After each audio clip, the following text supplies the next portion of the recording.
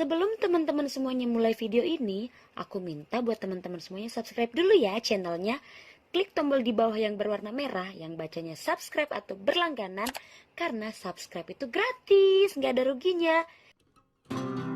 Assalamualaikum warahmatullahi wabarakatuh. Kali ini kita akan membahas tentang mode atau modus. Apa itu mode atau modus? Mode atau modus adalah nilai dari data yang mempunyai frekuensi tertinggi, baik data tunggal maupun data distribusi, atau nilai yang sering muncul dalam kelompok data. Untuk lebih jelasnya, kita masuk pada contoh kasus. Yang pertama, untuk kasus mode data tunggal. Contohnya, diketahui hasil laporan kejahatan di DKI Jakarta dalam berkas per minggu adalah 35, 35, 25, 20, 32, 27, 32, dan 32. Dari data tersebut, hitung atau tentukan nilai modenya. Di dalam menentukan nilai mode, maka kita harus bisa mengidentifikasi dari data tersebut mana nilai yang sering muncul. Caranya bagaimana? Dari data tersebut didapatkan bahwa nilai 35 dua kali muncul, kemudian nilai 25 itu satu kali, nilai 20 satu kali, nilai 32 muncul 3 kali, dan yang terakhir adalah nilai 27 muncul satu kali. Sehingga dari data ini bisa kita simpulkan nilai yang sering muncul atau nilai yang paling banyak muncul adalah nilai 32. Maka nilai mode atau modus dari data ini adalah 32. Berikutnya kita masuk pada mode data kelompok.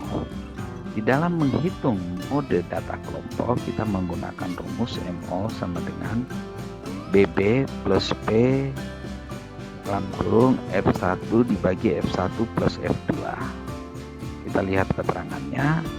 MO itu adalah nilai mode, kemudian BB adalah batas bawah kelas mode, P adalah panjang kelas nilai mode, kemudian F1 adalah selisih antara frekuensi mode F dengan frekuensi sebelumnya, atau notasinya FSB, frekuensi sebelumnya.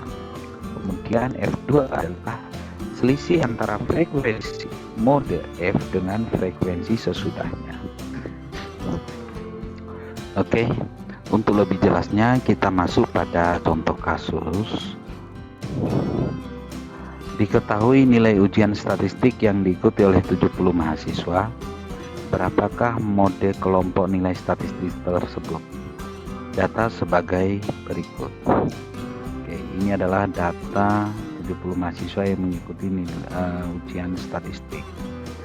Dari data ini kita lihat nilai intervalnya 60 sampai dengan 64, itu terdapat dua frekuensi atau dua mahasiswa. Kemudian 65 sampai dengan 69 ada 6 mahasiswa, 70 sampai dengan 74 ada 15 mahasiswa, 75 sampai dengan 79 ada 20 mahasiswa, dan seterusnya sampai dengan yang terakhir 90 sampai dengan 94 ada 4 mahasiswa. Total keseluruhan mahasiswa yang mengikuti ujian adalah 70 mahasiswa. Oke, bagaimana langkah-langkah di dalam menghitung nilai mode kelompok ini? Oke, yang pertama yang harus kita tentukan adalah mencari frekuensi F mode. Jadi dari data ini kira-kira frekuensi mode ini terletak pada interval keberapa.